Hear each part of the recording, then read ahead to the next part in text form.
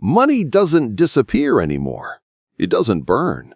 It doesn't even move. It just updates. One day your screen says you're richer. The next day it says you're poorer. Nothing physical changed.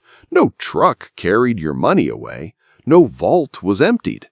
And yet, somehow, you feel it. Groceries feel heavier. Rent feels aggressive. Savings feel imaginary. So here's the uncomfortable question we need to ask. If money is real, why does it feel fake? And more importantly, why does it feel fake now?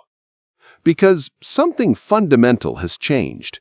Not overnight, not loudly, but quietly and permanently. To understand it, we need to rewind. For most of human history, money was painfully real. Gold coins, silver bars, paper backed by something heavy and scarce. If a kingdom wanted more money, it had a problem. Gold had to be dug out of the ground, slowly, expensively. Limits existed. Then the 20th century arrived and politely erased those limits. Wars were expensive. Governments needed flexibility. So money slowly detached from physical things. By 1971, the final cord was cut.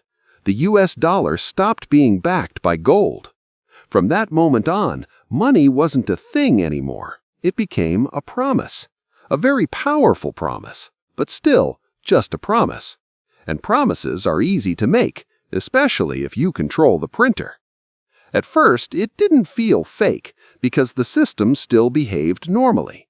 You worked, you earned, you saved. Prices rose slowly, wages mostly kept up. The illusion held. Then something else changed. Debt stopped being scary. Governments realized they could borrow almost endlessly. Corporations realized cheap debt was better than hard profits. Households realized credit cards felt like income. The world didn't run on money anymore. It ran on leverage. Think of the economy like a tower.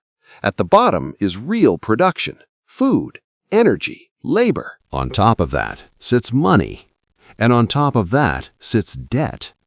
And on top of that sits financial bets built on other financial bets. Each layer further from reality. The tower grew taller, but thinner. Then came the 2008 crisis, the moment the world briefly saw the wiring. Banks failed. Markets froze. The system almost collapsed under its own complexity. And instead of letting it reset, we patched it. We lowered interest rates to zero, then below zero. We printed money to stabilize everything. It worked. Which taught the system a dangerous lesson. Every time something breaks, someone will step in. So risk stopped feeling risky. Fast forward to 2020. The world shuts down, production slows, supply chains snap, and suddenly trillions of dollars appear. Not earned, not saved, created. Money entered the economy faster than goods did. That's the key detail most people miss. Money itself didn't lose value. The balance between money and reality did. Too many claims, too few things. That imbalance is what you feel when prices rise. Inflation isn't greed, it's math. If more dollars chase the same loaf of bread, the bread wins. But here's where it gets weird.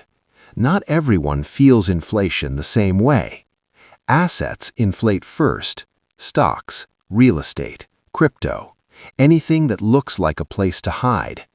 If you own assets, you feel rich. If you live on wages, you feel robbed. Same system, two realities. This is why money feels fake, because its effects are uneven, delayed, and invisible. Your paycheck goes up 3%, your rent goes up 12%. No one stole from you, no crime occurred, and yet you're poorer. The system didn't break, it worked exactly as designed. Money today is less about exchange and more about control. Interest rates decide who survives, Liquidity decides who wins, and timing matters more than effort. Hard work still matters, but it no longer guarantees safety. That's the quiet shift nobody announces. The hype says money is neutral. The reality says money is directional. It flows toward those closest to it first: banks, governments, large institutions. By the time it reaches normal people, prices have already adjusted. So when someone says, "Why does everything cost more now?" the honest answer is uncomfortable. Because money was created far away from you. Because the system chose stability over fairness, speed over balance, and rescue over reset. And once you see that, money never feels solid again. It feels like a number, a signal, a moving target. Not fake in the sense of imaginary, fake in the sense of detached. Detached from effort, detached from value, detached from time. Which raises the final question. If money no longer reflects reality, what happens when reality pushes back? Because at some point production matters, energy matters, labor matters. You can't print wheat, you can't print oil, you can't print trust. And history shows that when belief breaks, systems don't collapse slowly, they snap. So maybe money doesn't work the way you think it does, or maybe it never did. The only difference now is that you can finally feel it.